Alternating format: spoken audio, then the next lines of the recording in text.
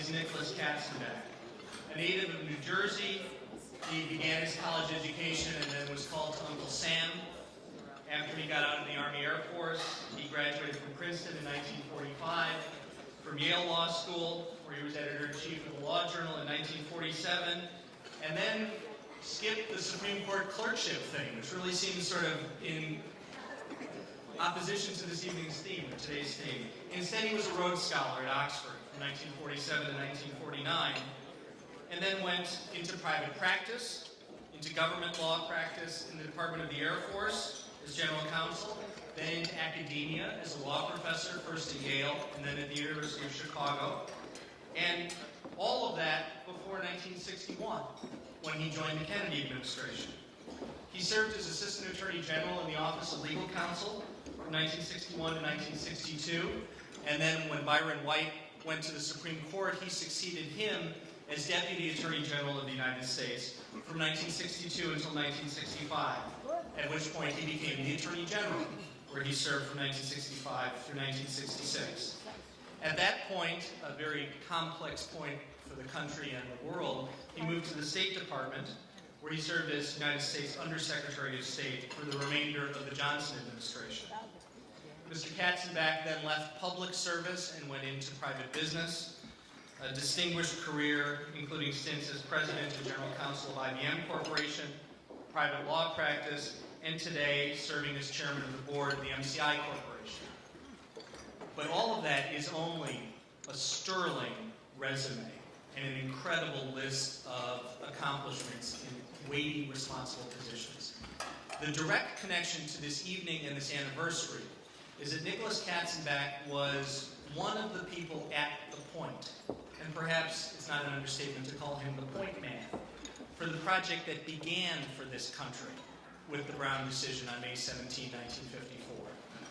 For Brown said there was no place for segregation in education, and by doing so, the court nullified and retracted the laws that had divided this country. It did not begin to accomplish the social progress and repair that is an ongoing challenge for all of us. The nation in the early 1960s finally, for the first time really since the 19th century, passed serious civil rights legislation. And Mr. Katzenbach, as a senior Department of Justice official, was the agent of enforcement and the representative of this flag and this ideal in all of those incredibly complex clinches. Brown 0 to 10 is one way to think about the work that Nicholas Katzenbach was engaged in during the 1960s. The program has the biographical information. It also has two photographs, which very powerfully capture a piece of what this is about. One is one of the handful of most powerful images in 20th century American history.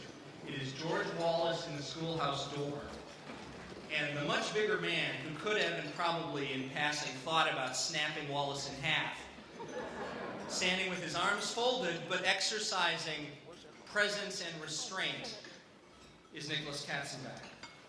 The other lovely photograph of men in formal wear on the steps of the Supreme Court is Attorney General Katzenbach with Solicitor General Thurgood Marshall. It is an honor for Nicholas Katzenbach to be our speaker this evening, to grace us with his remarks. Thank you for being here at Chautauqua Institution and Robert Jackson Center. Nicholas Katzenbach.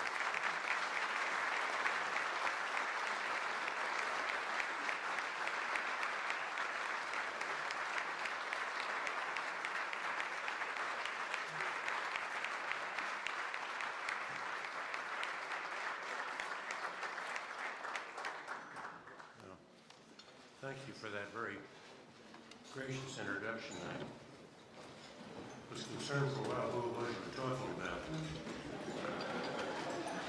But it is a great pleasure for me to be here at the Jackson Center on an occasion which celebrates the most significant decision of the Supreme Court in the past century.